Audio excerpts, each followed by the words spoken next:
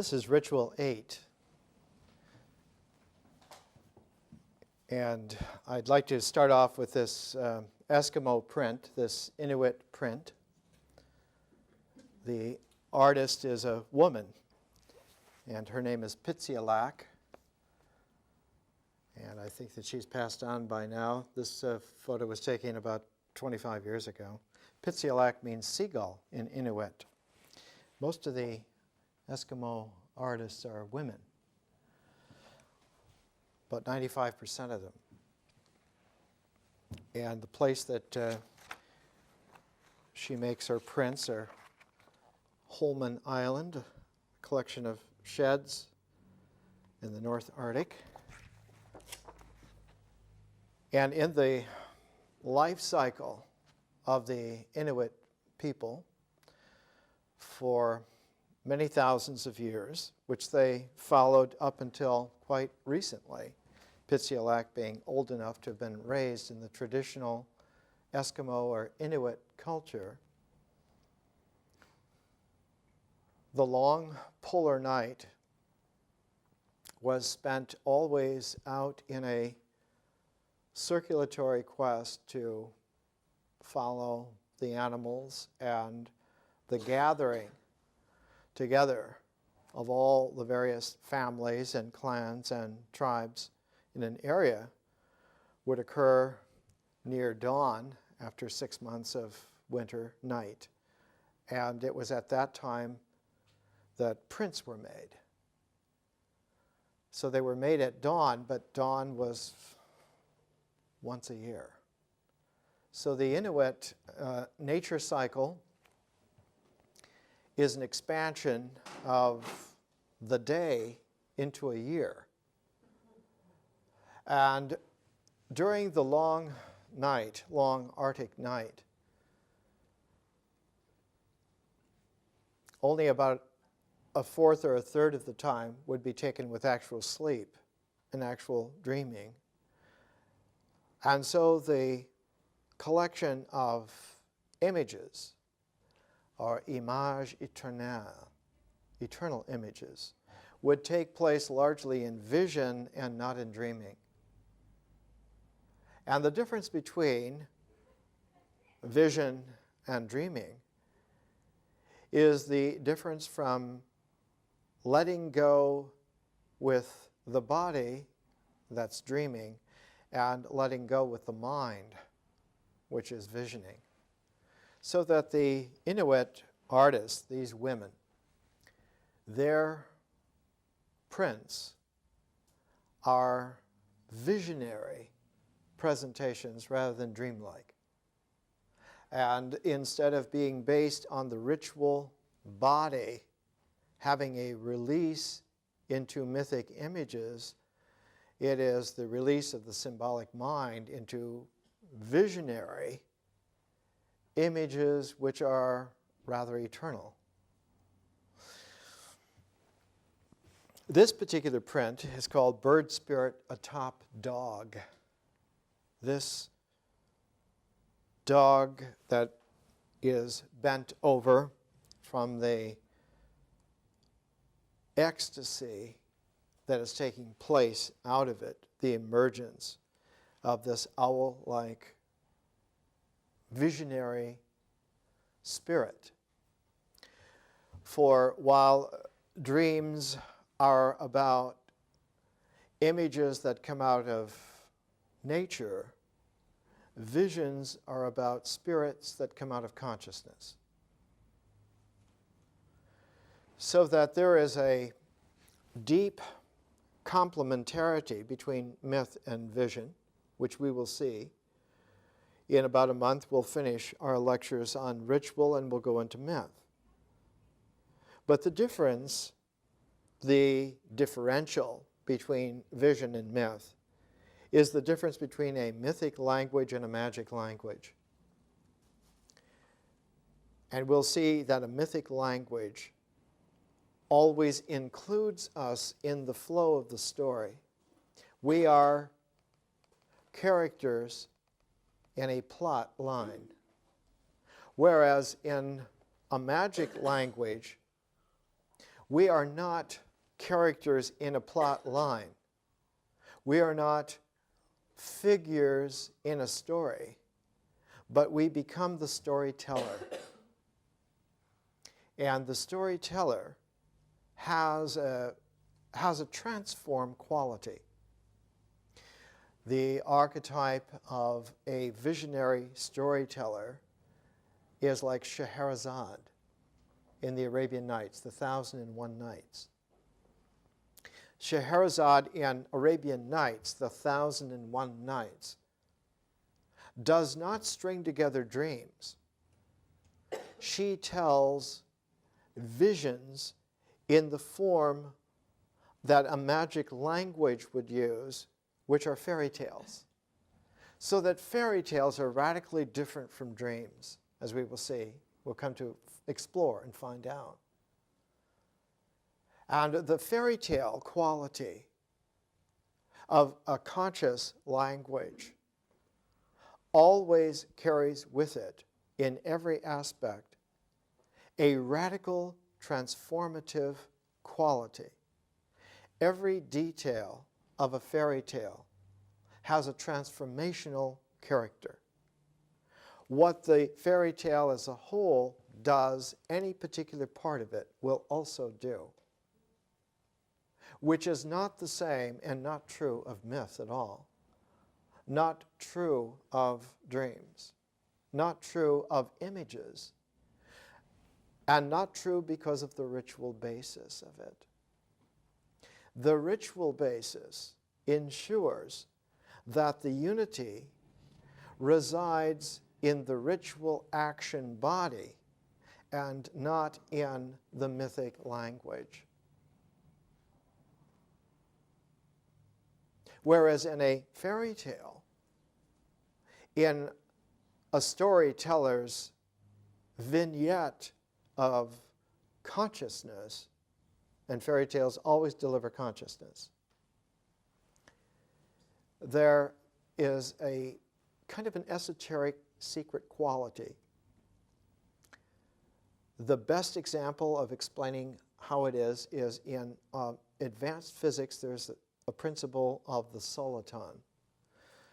A soliton has a quantum integrity such that any vibration of it, any resonance of it, every aspect of the resonance will carry the entirety of the soliton.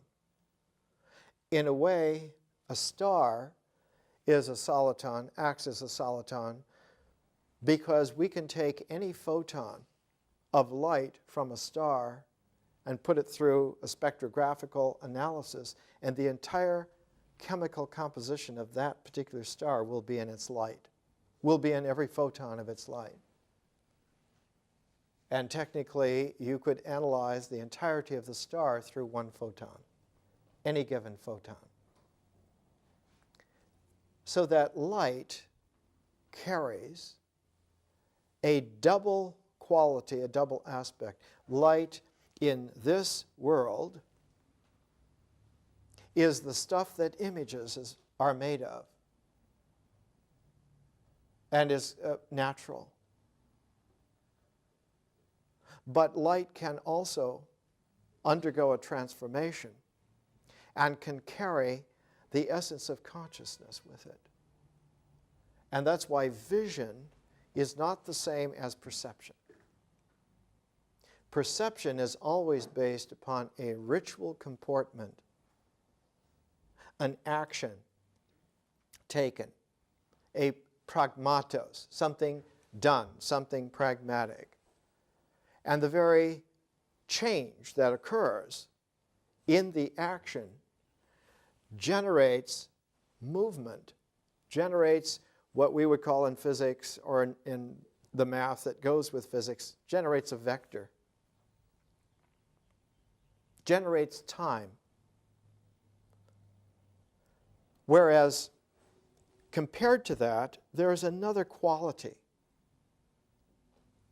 that doesn't generate time so much, but generates space. And keeping to that kind of physics language for a moment, that's a scalar quality as different and distinct from a vector quality. So that something that has its spatial size, its scale, has a resonance that's scalar and also has a vibration, a frequency, an oscillation of change, of movement, a cycle, a rhythm of its movement quality that makes a vectoring kind of an energy. The most common kind in the universe is radiation. So that there is a quality of the real in existence, of something which vibrates resonantly with its presence. And at the same time, running through that are the spikes of the radiation carried by the vector energy like radiation. So that when you see a great work of art like Marc Chagall's great mural on God creating man, this huge angelic winged figures carrying the form of man ready for the breath of God to invigorate him. The spikes of light coming out from this angelic figure are set in a kind of a swirl, like a spiraling swirl of color. So that there's a rotational energy and there's a radiant energy, and both together make that fabric, that time and space fabric, which gels as existence. And we've talked several weeks now, a couple of months, about how the concern of men and women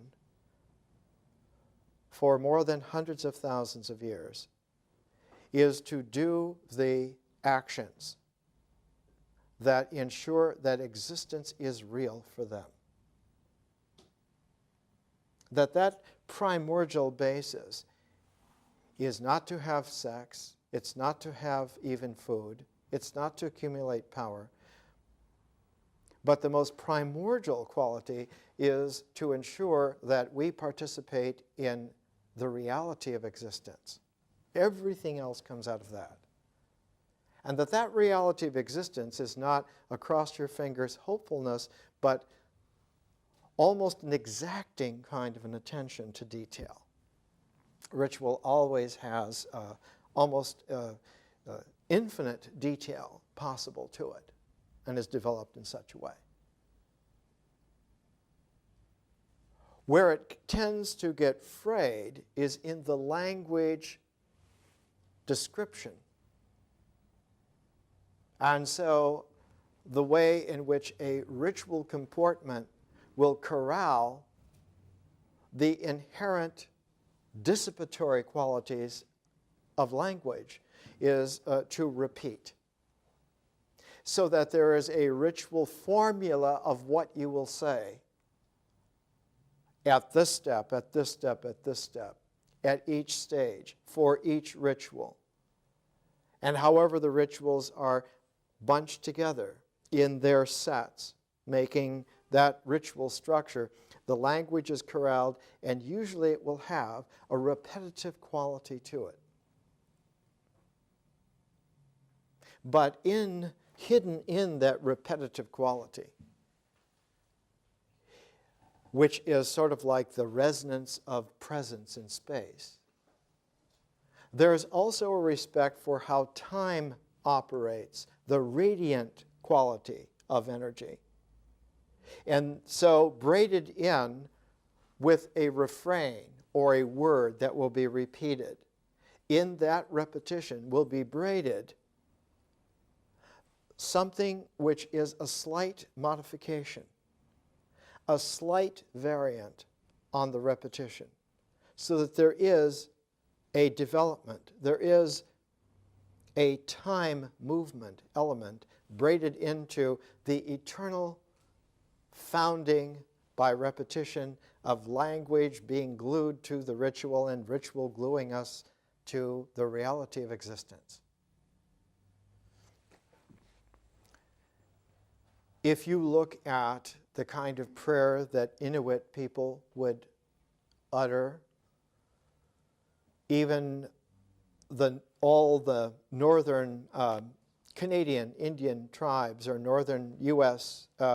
Indian tribes will have some variant initially on a phrase which would translate, I am holy when I stand here. I am holy in this way. I am holy when I stand here. I am holy when I move. So that in that kind of quatrain, in that kind of quartet, the first and third lines, the first and third utterances are repetitions. The modification coming in the second and the fourth. One is holy when one stands, holy here. One is holy when one stands, holy when I move. So that in this kind of archetypal formula, in this formulation, you have the ritual use of language as a verbal action. And the basis, the structure of that square, of that kind of formulaic square of ritual language, is one of the deepest structures in human life. That structure carries itself all the way through the entire process of integration, the entire cycle of what is capable and possible in nature has that kind of a square in it. It's like a geometry. It's a structural geometry that's there. So that when you're looking to see how does all of this happen? How is it put together? How does it really work? There are a pair of pairs of qualities. One of them is a repetition that occurs that emphasizes the changeless, the cycle, the exactness, the repetition. The other is the slight modification, the slight variation.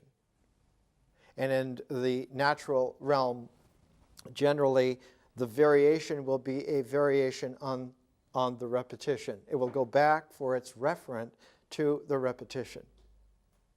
Distinctly different from that is a work of art, a conscious work of art that works with vision, where the variation will have a developing characteristic of its own and not have to go back to the ritual repetition in order to carry its own exploration of variation.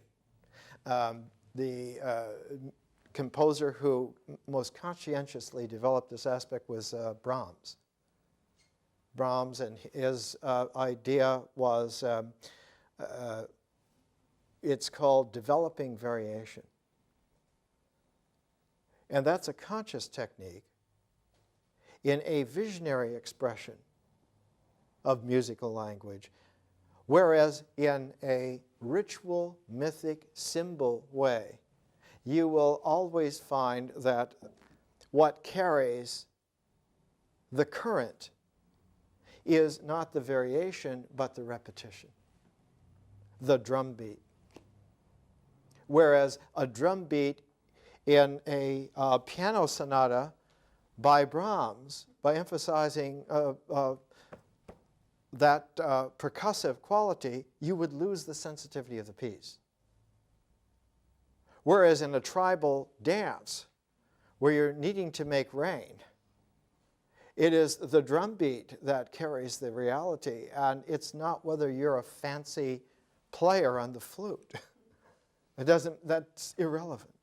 So that a ritual comportment has a different quality, both in purpose and in tone, from a conscious concern.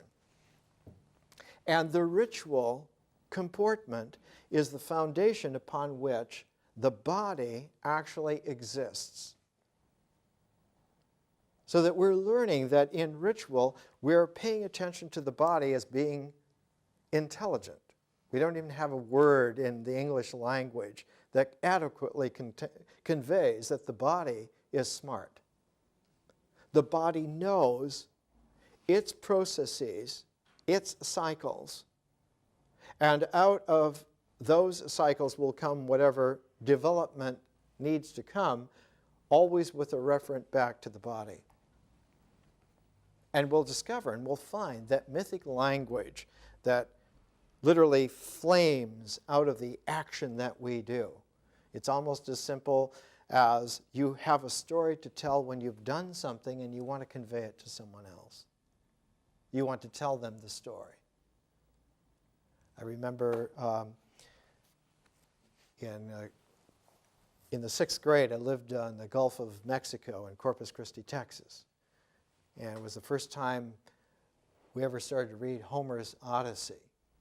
A couple of young guys and I in the 6th grade. And as soon as we got the Homeric outlook, we realized that we didn't have a lot of good stories to tell because we hadn't had great adventures yet. So we built our own raft to go out in the Gulf of Mexico and have adventures. Maybe we can get out down to Brownsville and see what's going on. You know how you are when you're a boy. And fortunately, Padre Island is a long island that stops anyone from going out in the Gulf of Mexico. We got about a mile offshore one time. But the whole thing about a mythic quality is that you have stories that you must tell. You have to tell. But you have to have the adventures first. Otherwise, you don't really have anything to tell. Ritual is the realm where there are adventures with existence. Actual activities that register and register in the body so that the body itself records this. The body is the record, is the archive of the action. So later on, many thousands of years, tens of thousands of years later, the idea of karma is all linked to action. It's linked to what the body actually does. It doesn't have anything to do with your opinion. It has nothing to do with the brilliance or stupidity of your mind. Your ideas do not affect karma except to give slight modifications. What really happens is that the body, in doing something, actually has done it, and it registers in existence, so that the body becomes the first objectivity. And it becomes an objectivity on the same cognate level as any physical stuff. So that the very stuff of life includes the body, rocks, plants, animals, our body. It's in the same horizon. It's objective in the same way. And so existence on that primordial level has a oneness to it. There is a thing called the universe. Now the mind would like to think that there are different hidden structures within that universe, and we'll get to that later this year. And consciousness knows wonderfully that there are many possibilities of opening up that universe into possibilities that were never there before. There is such a thing not only as the supernatural, but the supranatural. But one of the commonest mistakes is to think that there is a transpersonal. It's a misplacement of sequence to think that the transpersonal is where one achieves this form of one's true identity. And we'll see in our education that there's no such thing at all. that the personal is already a differential form, radically transformed out of the integral cycle of nature. Persons are spiritual, but they're differential. They are like the spectrum of possibility. What is there registered in the body is what will come out in experience as the character. So that our sense of what psychologically is so commonly called personal today is really character that comes out of one's action with the body. And we'll see. We're going to start on a new pair of books next week, and then a month from now, we're going to have a special culmination lecture for the ritual cycle, and we're going to use the Mindfulness Sutra of the historical Buddha. We use books from all over the planet, every kind of culture, every kind of expression, so that we don't get locked into one particular way of looking at or thinking at or expressing. Because we're after a planetary culture, and we're after something even beyond that. We're after a civilization that can establish itself on a level minimally of a star system wide. We'd like to be civilized in terms of a star system rather than civilized in terms of a river valley.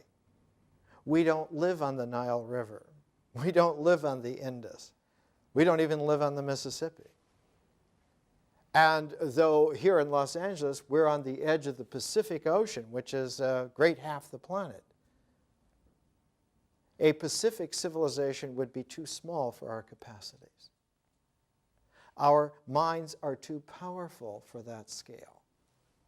Whereas our minds are powerful now, and the kind of scale of civilization, the scalar of civilization that really is adequate for this kind of power is a star system. That will tax us for a couple of hundred years at least. It's a large enough sandbox where our play is going to be challenged. So this kind of an education has its development towards maturing us to the scale of something that's just now emerging, just coming out. But the style of its presentation is not to give a sequence that is understandable by the mind initially. The reason for that is that the mind is cooptive out of necessity because of the complexity of life that's evolved, especially the last 300 or 400 years. And the mind is used to being cleverly preemptive and co-ops before it understands completely. And so what gets left in the lurch is the body frequently. And it is so fast now that what is left in the lurch is experience itself. So that one of the qualities that was there when this powerful complexity of mind was first being developed, the balance to it was always check observation. So that the development of science was not only fantastic, symbolic, mental theory, but it was also the practice in the laboratory. The checking out by observation to compare with your theory. This goes back to the ancient pairing of practice and contemplation. In Greek, contemplation is called theoria.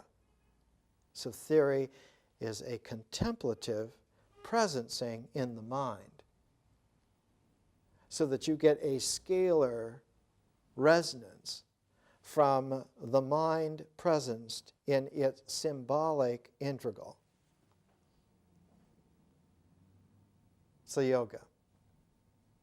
But the body has an alignment with that which cannot be left out, and the body develops dynamically. It develops in terms of time sequences. It develops in terms of repetitions that fold into the repetitions slight variations that always refer back to the action again and again. We're convinced the last 100 years or so that the logic of language resides in the certainty of the mind, structures in the mind, and that's not true at all. The certainty of logic resolves in the physiological sense of touch. Touch is the basis upon which a logical sequence is trustworthy or not. So that 2,500 years ago, if you were learning logic and able to follow a logical argument all the way to its conclusion, your teacher would have done this, that you had grasped the form. Because logic has something to do with the form of language, following the boundary long enough to give you the completed form, the completed object. You got it. Our language still has that confidence. To think that logic is based upon perception or on conception is to jump the gun. It's actually based on whether you can touch it or not. That sense of veracity, that certainty. You've heard the saying, a blind man could see that with his cane. Homer himself was blind. And so his method of composition had the logic of a superior blind sage who could use language in such a ritual way that it produced a form of absolute trustworthiness. And of course, with that method, he produced a pair of forms. The Iliad is an epic of masculinity, and the Odyssey is an epic of femininity. Odysseus learns through the cycle of initiation that various women present. And if it weren't for his ability to learn from the women's stages, he would never make it home. And he is the only man in the Odyssey to make it home, to have his day of homecoming, because he learns to transform his masculine, combative, heroic, conflict-overcoming capacity, which is great as long as there's something to fight and overcome, but you cannot apply that technique to yourself. It ends if you fight and win against yourself. That's a suicide. So you have to learn to transform. And so Odysseus is a man of many minds because he learns that the cycle of mysteries, of initiation mysteries in the feminine, is about how one dissolves the certainties of power and authority and place that are developed out of the experience symbol sense of integration and go back to the more primordial ritual nature. And so women's mystery initiations, especially at the development of logic we're taking classical Greece because we're looking at Euripides' great Greek tragedy, the Bacchae. And we've talked about how, like, Greek tragedy in the Bacchae is a summation of that dramatic form. The character develops in a drama, and that drama will have a repeatable form, like a Greek tragedy or a Greek comedy. It always has that kind of polarity to it.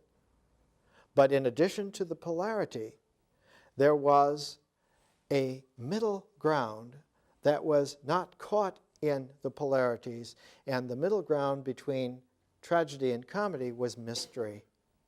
And so you will find In the antiquity that we're looking at, classical Greece, you will never find a woman who wrote a Greek tragedy or a Greek comedy. There weren't any. But all of the mystery cycles had to do with women, with women's initiation. Whether they were Orphic or they were Bacchic, they were Dionysian, whatever it was, so that the women's mysteries, the feminine, was always a going back away from experience and essence, away from myth and symbol, away from a masculine integral, back to an earlier integral that was objectified in the body doing existence for real, out of the mysteries of nature. And so they were called mysteries because these mysteries characterized nature. Not the essence of nature, because there was no idea of them whatsoever. The classical learning is that the mysteries of nature are not realizable symbolically or in the mind at all, that they do not register in the mind, because their objective reality is that they register an existence in the body. And so the mystery religions, the mystery initiations were always to educate the body to not habitually consult the mind for its sense of what is real. And the Bacchae is a Greek tragedy is all about that, about how the mind, which is convinced that it is the arbiter of what is real, views basic instinctual action as a form of madness, of insanity. In the Bacchae, the women especially become bacchantes, devotees of Dionysius, and they are said to be mad. They are said to be crazy in the mountains, irrational.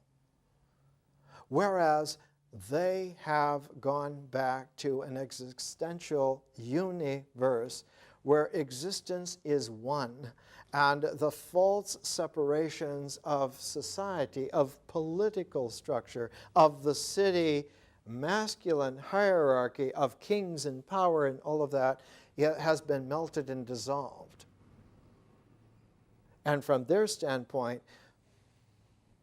it is the arrogant king who is crazy.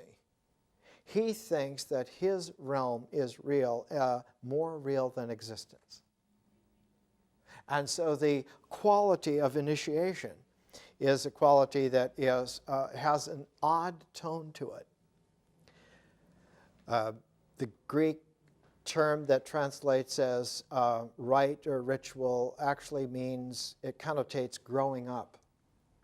That one actually grows up in the sense that one continues to emerge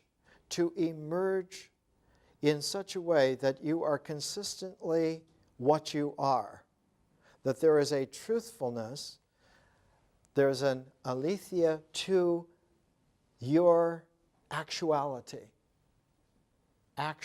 actuality.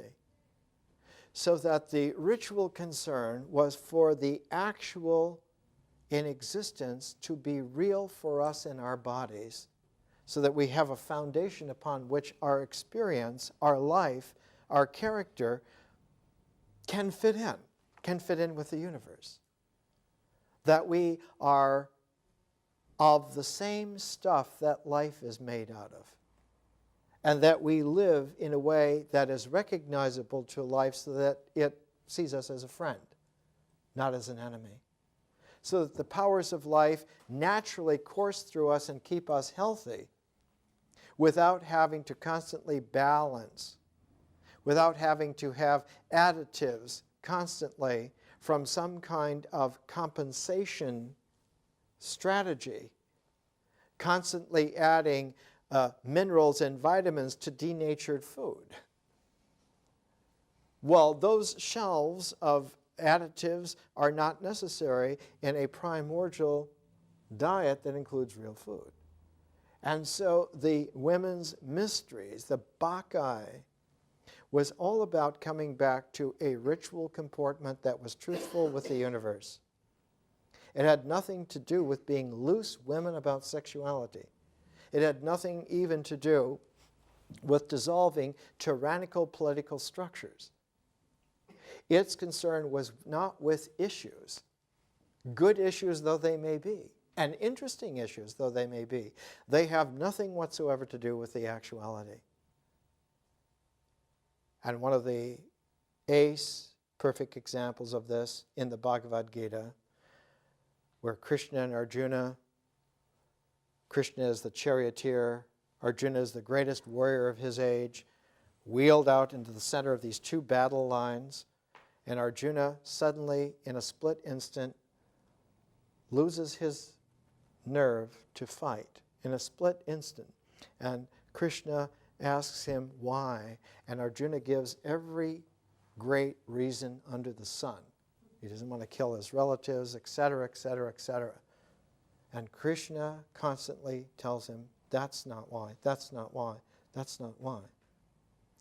You are afraid of yourself because you have an idea that if you found yourself for real, you would vanish from existence.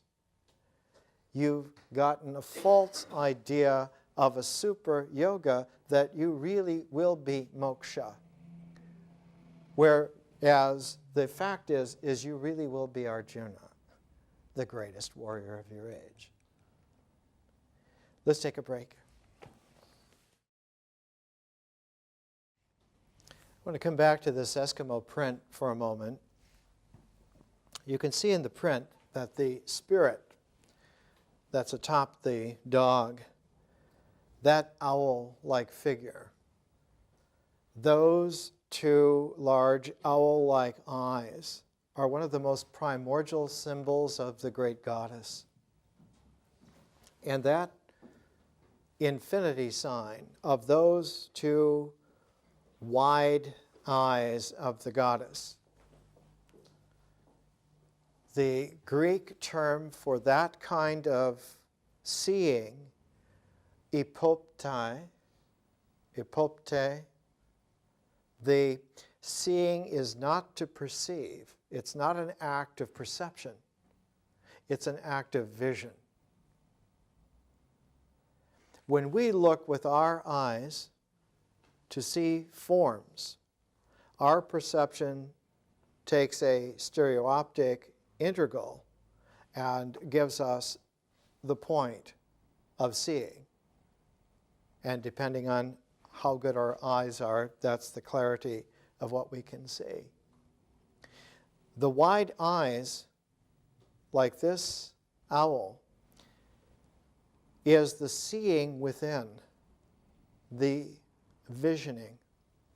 And what is seen is the allness of reality. So that when you look with that kind of seeing out, what you see is the universe.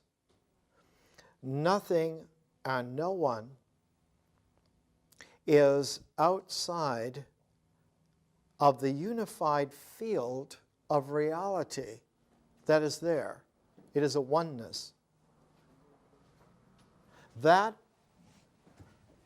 double-eyed, owl-like trance stare you would find if you looked at the earliest forms of civilization, the Sumerian, some 6,000 years ago. You would see that the devotees of that earliest civilized Middle East religion, when they stand, and there are figures that have survived archaeologically from that period, they all have these large eyes. And their gowns are all embroidered with the outlines of like flower forms, not flowers, but flower-like forms. And those robes, those robes of dedication, are the only covering to the human form and the huge eyes dominating the face. In the Greek mysteries, which come about 2,500 years ago when we're talking about it, 2,000 years ago, that civilized presentation was already 4,000 years old. So that when you come to something like the Villa of the Mysteries in Pompeii, Pompeii was covered by an eruption of Mount Vesuvius in 79 AD. And it had been, Pompeii had been struck by an earthquake about 17 years before. So what we have in the ruins of Pompeii is like a frozen snapshot of the society of about 2,000 years ago. Progressive archaeological excavation revealed more and more of it, and in 1930, the interior of one of the villas that had been just outside of Pompeii was shown to have intact a large peristyle room, a hall, where a complete cycle of all of the initiation mysteries in the feminine Dionysian mode were presented and are preserved. And we have books that now present these, and there are books that give the complete sequence in color.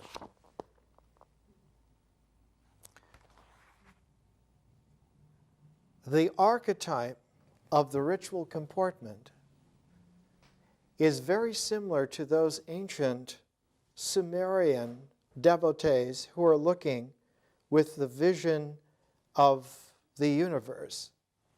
But in the Pompeii, in that villa, the statue was not covered with a gown with floral designs, but with this kind of fabric wrinkle. And just above the head, there's a gap. And that's because this costume was a ritual costume that was always exactly the same. It was repeated. There was no variation on it. It was the ritual presentation of the form of beholding the universe in its existential reality, which included you. And there was no variation in that. The only slight variant was the face. So on this statue, the face that's there in the Pompeii villa was the face of Augustus Caesar's wife, Livia. This face would lift off, and you could put a cast of your own face on this, or a mask of someone's own face on this. So that what you would see is that the image that you would think was you in a mirror would be put into a mask and put onto this archetypal ritual form so that you could see yourself in that mode, so that you could behold yourself beholding the oneness of reality. And the cycle of the initiation of the mysteries was to prepare you for this immersion to the point of your character vanishing from the mental identity that it assumed it had. And as you would vanish from that mental identity, you would be absorbed by the ritual existential universe. You would not be absorbed into the statue. You would be absorbed into the universe, so that the oneness occurs as a pair to the vanishing. The one and the zero occur together at the same moment in time, at the same point in space. And as that time-space integral point moment occurred, absorbing you, your mental identity would vanish, leaving not the horrific nothingness, not oblivion,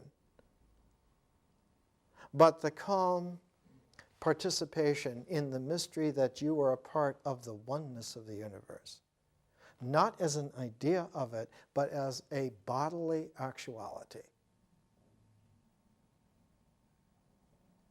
In India, the object of such a purification of stripping down was called moksha. But that moksha was not just a vanishing completely of everything. It was a vanishing of the idea of self.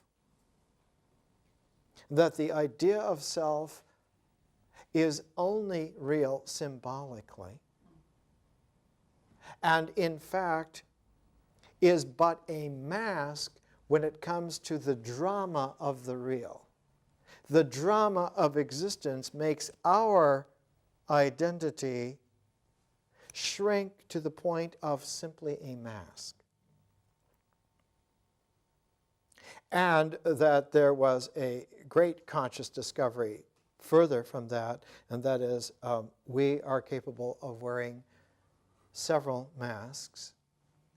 We are able of floating not just the role of our identity in the drama of the world, but we could assume other roles. We could become actors in a tableau of variance of existence. And this was a great discovery later on. But the mystery initiation was on that basis,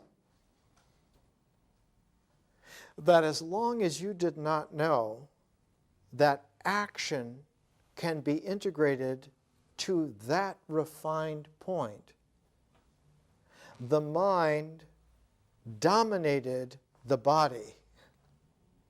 Symbols dominated ritual, and symbolic ideas confiscated language for purposes of its authority of hierarchy of expression.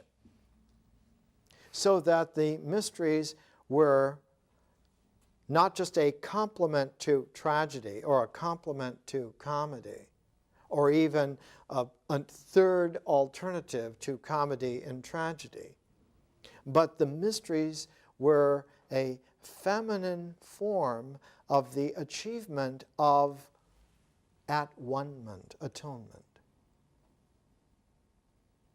Now, what was very difficult, it was easy for the Romans. It was easy for Romans at the time of the founding of the Roman Empire to comport this way. Not everyone did, but it was well known, and you could have it if you wanted it. You could participate in that if you wanted it. You didn't have to wait for some other mystery religion. And you can see in this context, early Hellenistic Judaism, early Christianity was seen as another mystery religion. Its cycle of purification to oneness was seen as just another mystery religion. The difficulty with Hellenistic Judaism is that it did not co-opt itself into the Greek mythological spectrum. God had no part in the pantheon of the mythological figures at all. And so it wasn't a question of competition, it was a question of either or. Because the hero Israel, the Lord thy God is one, means that the universe is not a universe of nature, but is a universe of the supranatural cosmos. Zeus, Apollo, whichever of those mythological gods, they belong in the realm of myth, They belong in the realm of symbols. They're at home in the world's experience. They're even at home in the abstract mind. They even carry over temporarily into the beginnings of vision. But the more that one goes into a vision which explores possibility after possibility, the more the variants do not return back to a bodily refrain. The more they become free, they gain wings, and they fly beyond the body's possibility, beyond the limitations, which invalidates the entire dependence upon a mythological basis of experience and language and integration, and shows that the mind that was integrated on that basis alone is in fact a delusion. And that one's belief in the gods was actually a form of that delusion. And so when that was understood, there was a great cry against Hellenistic Judaism. It was the radical exception to the religions of the Hellenistic world which had been swallowed whole by Rome. It was the one example that was not a religion in the mythological sense, but was a way of coming to, not in the universe, but in a cosmos that was conscious. And so it was a beyond, not a transpersonal, but it was a beyond showing that the universe itself has a conscious time-space and not just a time-space of nature. One didn't just fit into nature, one belonged in an exploration of infinite openness, which ran counter precisely against the seeing of the oneness, which included you in its oneness. And so it was a very great problem at the time. And the development of early Christianity was a curious case of trying to escape the onus of persecution, saying, well, it isn't Judaism, it's this sect of Judaism. It's these people, this group, this subset. And finally, at the time of the destruction of Pompeii, which in 79 AD, earlier that same decade, Jerusalem had been utterly destroyed by the Roman legions under the generalship of Titus. Titus, the older son of his father, Vespasian, who was not only the Roman emperor, but was the founder of a whole new dynasty of Roman emperors. Vespasian was the first non-Caesar to be an emperor in Rome. From Julius Caesar to Nero, they were all Caesars. And Vespasian was the first, his dynasty is called the Flavians, the Flavian dynasty, the first non-Caesar to become emperor of the world. And he became emperor on the basis of a religious conviction that it was the Roman emperor himself who was the divine God and not Zeus or Jupiter or anyone else. And so the Jewish alternate, radical alternate, was a direct threat to the Roman emperor being the divine man. And the rationale for that came from, not from Augustus Caesar or even from Julius Caesar. And it surfaced in Nero, but it didn't come from him. The origin of that was Caligula. Caligula was the origin of that. Caligula, who ruled for 4 years, 5 years, and finally was killed to get rid of him because he was absolutely crazy. He made his heir apparent to his throne his horse. Yeah. It really got weird. Especially because the horse didn't want to.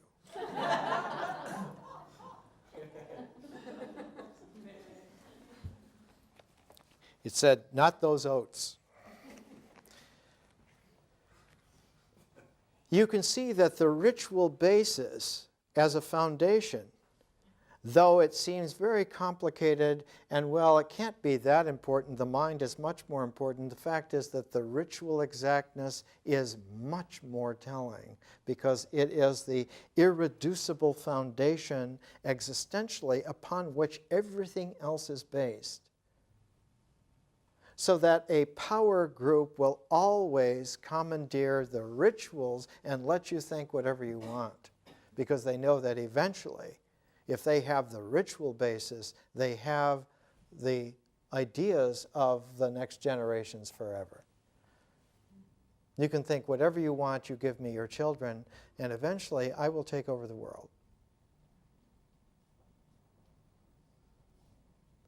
So by 70 AD, when Jerusalem had been effaced from the earth, because it was a direct competition to Rome,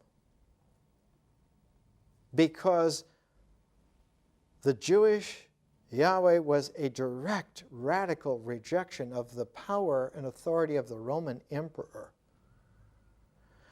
It wasn't enough just to destroy the city. It had to be effaced from the earth. In fact, every single building was taken down. The precedent for it was the destruction of Carthage about 250 years before, when the Roman legions, after 17 years of Hannibal marching up and down Italy and terrorizing a whole generation of Republican Romans, finally a Roman general came who was greater than Hannibal, named Scipio Africanus, and he just absolutely militarily beat Hannibal out of sheer brilliance of strategy. And when the Carthaginians were beaten, the Roman Senate decreed that Carthage should be effaced from the earth forever. And so they pried up even the foundation stones of every building, and they put poisoned salt on the land so that where classical Carthage was, there was a swamp where nothing would ever grow again. They used that as a precedent for Jerusalem. The Wailing Wall that's there in Jerusalem is of a later day. It's not even of the Second Temple, much less Solomon's Temple. And as a theft of the energy of the effaced city of Jerusalem, the great menorah from the temple was taken to Rome. And it was put as a symbol of conquered power in the throne room of Vespasian. His son, Titus, brought it to Rome. And it was huge, and so it was packed on the back of an elephant. We know because to celebrate this, the Romans built the Arch of Titus right at the entrance to the Foro Romanum. And the Arch of Titus is still there. And if you look at the structural key of the Arch of Titus, not on the facade of the Arch of Titus, but inside of the top arch, you will find there the frieze, the carving in stone of the great menorah from the temple in Jerusalem on the back of an elephant being brought as ritual booty to Rome, because now they would have this power. It had been absorbed into its oneness of rule. And the place where this oneness of rule was established permanently was called at that time, the beginnings of it being called Rome, the Eternal City. Rome would always be what it was, because having achieved this in this world, on this planet, no one would ever achieve that again in exactly that way. And since then, 2,000 years, all tyrannies in that cognate realm, from Ireland to India, have always patterned themselves on being the new Romans. Napoleon was so convinced that he was the carrier of a new Roman Empire based in Paris instead of Rome, that he went on an expensive military soiree to capture Egypt, because he knew that Egypt was the source of the Greek wisdom, and the Greek learning of that Egyptian wisdom was what had made Rome finally able to have the empire, and so he went to the very source to commandeer it. And a lot of the iconography of the Third Reich is that kind of Napoleonic Roman Empire, legions that are professionally there to assert the dictatorship of the figure who is the oneness and the only one that counts. And all of this is available when one understands that it is the ritual action that guarantees and secures this, not the ideas. To fight against this kind of tyranny by fighting against the ideas is ineffectual. It is not possible to make any kind of headway or traction. It is the ritual comportment not to be challenged, because the ritual comportment has been developed in a polarized situation where it views challenge as a part of its substance, and it's used to co-opting any challenge. Given enough time, we will work in anything. Nothing is permanently heretical. Everything is grist for our mill. But what it cannot absorb, what it cannot factor in,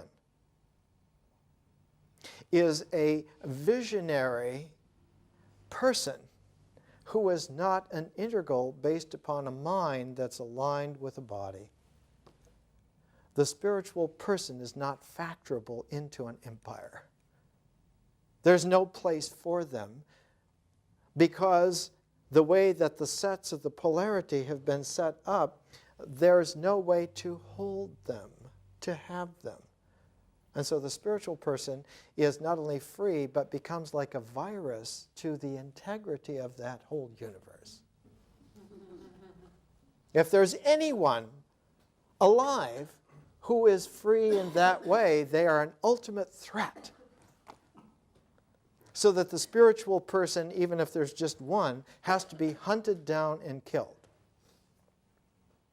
And of course, the danger for them is that spiritual persons have a way of proliferating and becoming more than you can kill. And they literally dissolve from the ritual foundations the entire structure of the tyranny. It literally dissolves in that way. We saw it in this continent 200 years ago, not on the basis of Washington.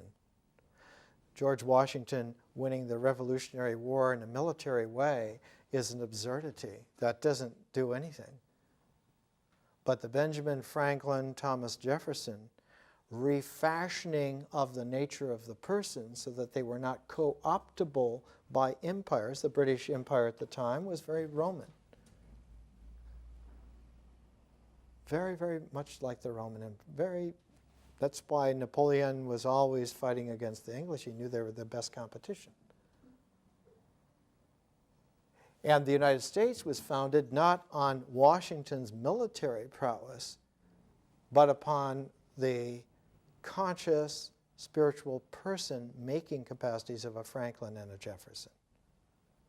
They made it possible for there to be millions of spiritually free people at a time where there wasn't more than several thousand in the whole of the rest of the spread of civilization.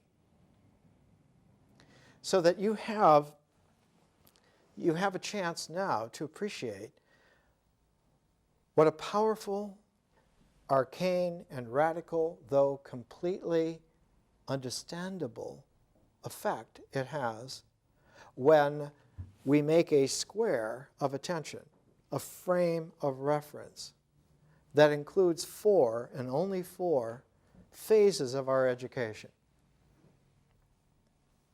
That frame, that square of attention, that frame of reference, that picture that we're able to entertain, that pair of pairs that makes a square, makes a frame, makes a composition which we can gestalt as a stability in one apperceptive grasp.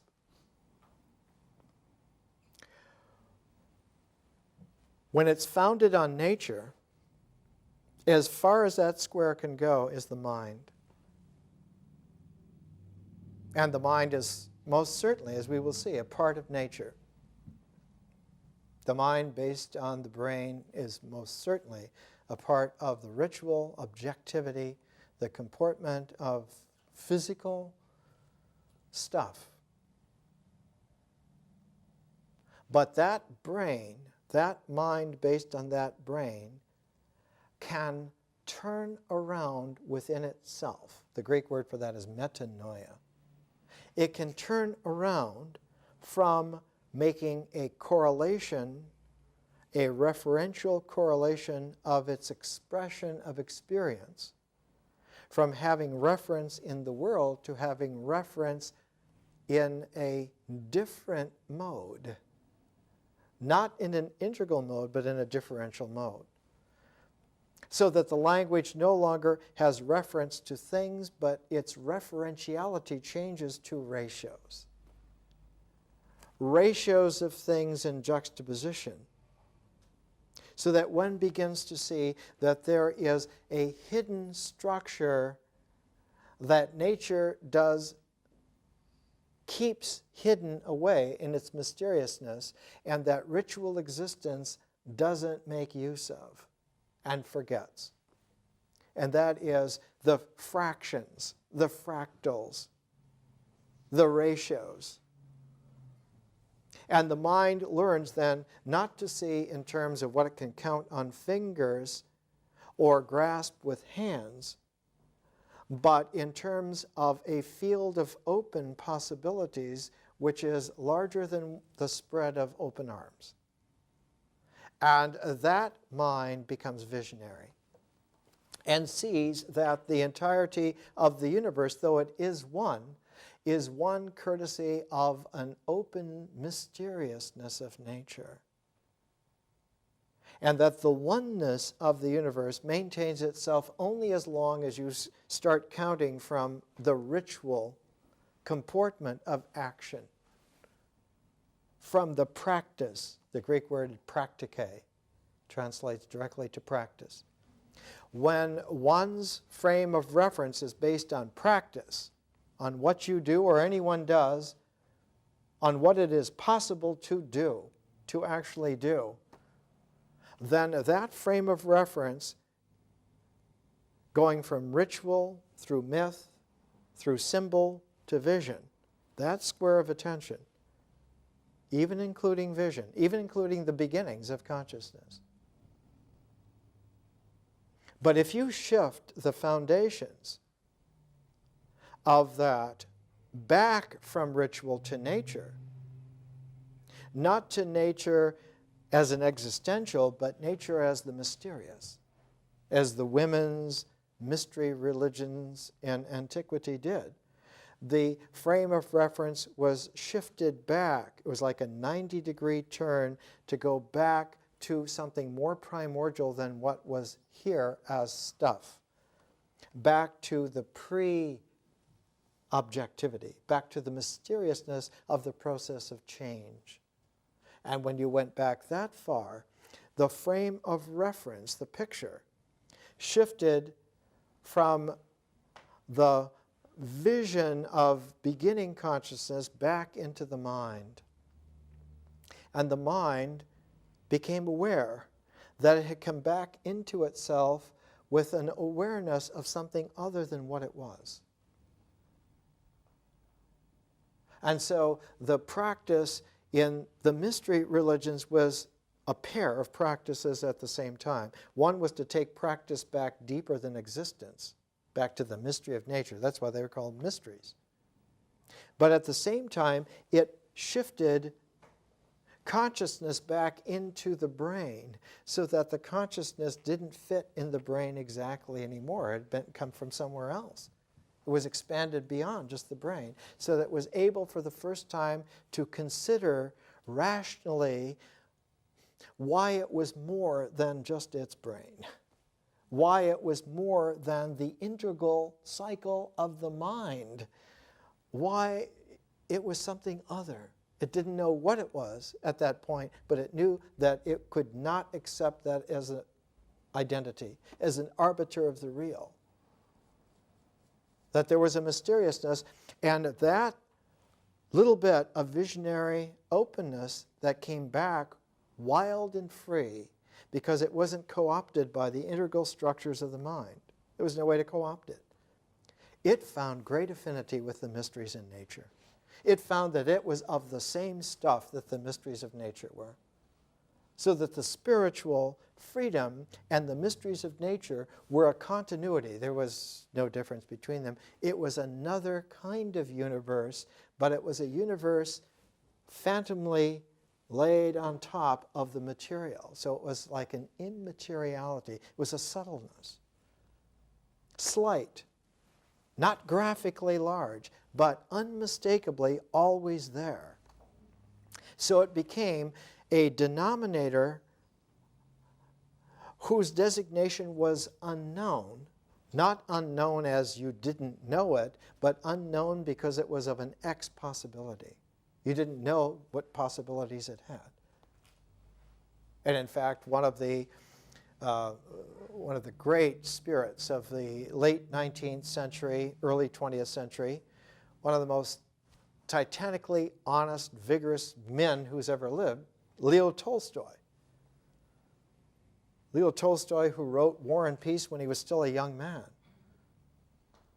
When he was an old man nearing death in his 80s, he was determined. In his last year, he wrote a diary. In the last year's diary of Tolstoy, he was trying to find a way to express God that was not in any kind of traditional way. And he records in his diary, one day, he was triumphant.